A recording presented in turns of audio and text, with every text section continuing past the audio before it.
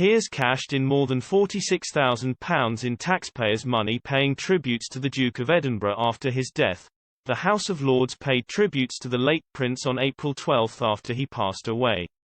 As many as 162 peers claimed a daily allowance for attending. Of those who took the allowance, only 65 of them actually made a speech in tribute to the Duke.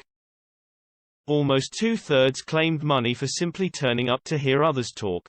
Due to the pandemic, many joined the debate remotely, allowing them to claim the cash for simply logging in at home. Those attending in person are allowed to claim £323 for the day, while those participating virtually can claim £162. The revelations came following a Freedom of Information request from Sky News. Campaigners for House of Lords reform have accused some peers of treating the upper house as a cash cow.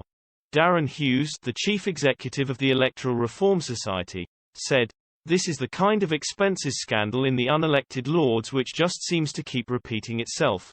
While many peers work hard, too many appear to see the Lords as a cash cow, eroding trust in the work of Parliament as a whole. There is simply no way for voters to kick out those who fall short of the standards we need in the UK's revising chamber. Right now, the Lords looks more like a private members' club than the effective scrutiny body Britain deserves.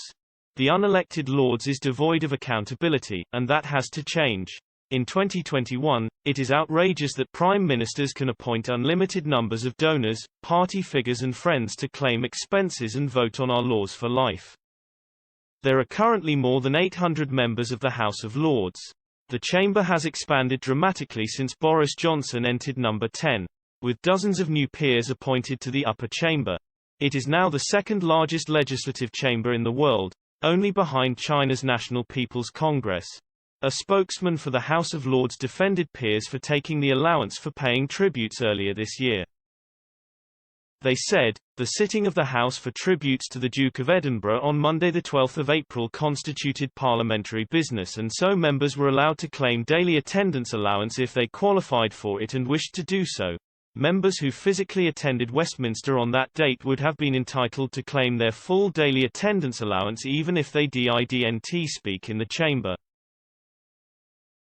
Members who were unable to be in the chamber due to capacity issues, but had their attendance verified in specified parts of the estate, were also entitled to claim the full allowance if they were present when the House was sitting.